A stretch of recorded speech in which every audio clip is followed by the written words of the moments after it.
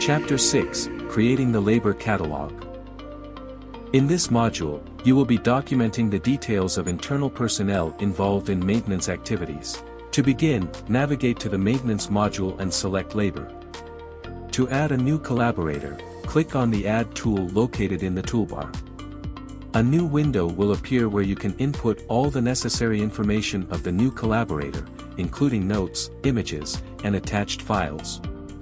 Classifying the collaborators during registration can streamline the process of assigning maintenance activities when creating work orders. Once you have entered all the information, click Accept, and information cards for each maintenance collaborator will be generated for your reference.